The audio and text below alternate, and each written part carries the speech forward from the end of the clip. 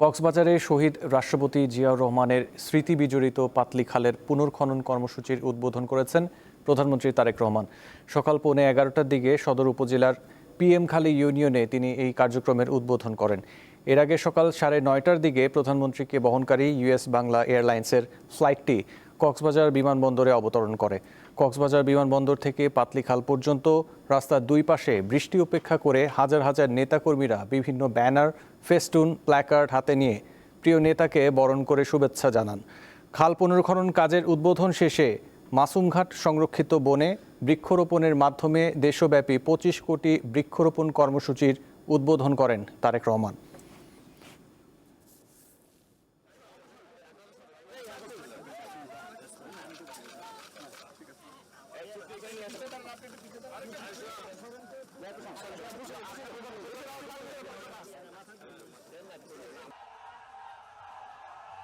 বাজেটে আমরা কৃষকদের জন্য, কৃষক ভাইদের জন্য আমরা বরাদ্দ রেখেছি এবং ইনশাল্লাহ আগামী জুলাই মাস থেকে শুরু করে পর্যায়ক্রমিকভাবে আগামী 1 বছরের ভিতরে আমরা বাংলাদেশের প্রতিটি উপজেলায় 8 থেকে প্রায় 10,000 কৃষক ভাইদের কাছে আমরা এই কৃষক কার্ডের সুবিধা পৌঁছে দিতে সক্ষম হব ইনশাল্লাহ।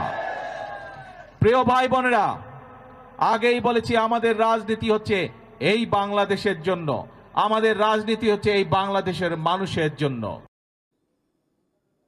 কক্সবাজারে প্রধানমন্ত্রী তারেক রহমানের দিনভর নানা কর্মসূচির বিস্তারিত জানাচ্ছেন সহকর্মী হারুনুর রশিদ। দাঁড়িয়ে আছি কক্সবাজার সরকারি কলেজের সামনে। আজকে কক্সবাজার সফর করছেন প্রধানমন্ত্রী তারেক রহমান। তিনি কক্সবাজার সফর উপলক্ষে কক্সবাজার বিমানবন্দর অবতরণ করেন সকাল 9:55 তিনি বিমানবন্দর থেকে সরাসরি চলে যান পিএমখালী পাতলি খাল খনন কর্মসূচিতে। সেখানে খাল খনন কর্মসূচি উদ্বোধন শেষে তিনি একটি পথসভায় বক্তব্য রাখেন। বক্তব্য শেষে তিনি সরাসরি চলে যান চকরিয়া সাফারি পার্কের উদ্দেশ্যে।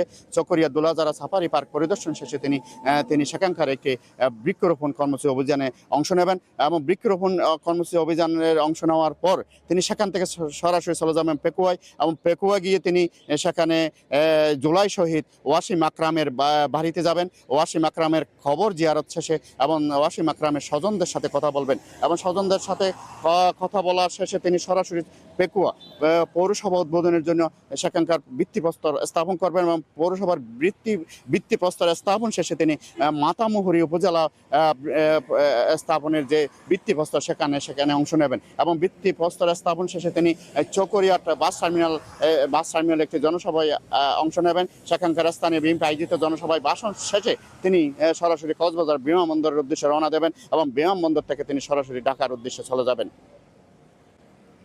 এই ছিল প্রধানমন্ত্রী তারেক রহমানের সফর নিয়ে সর্বশেষ তথ্য।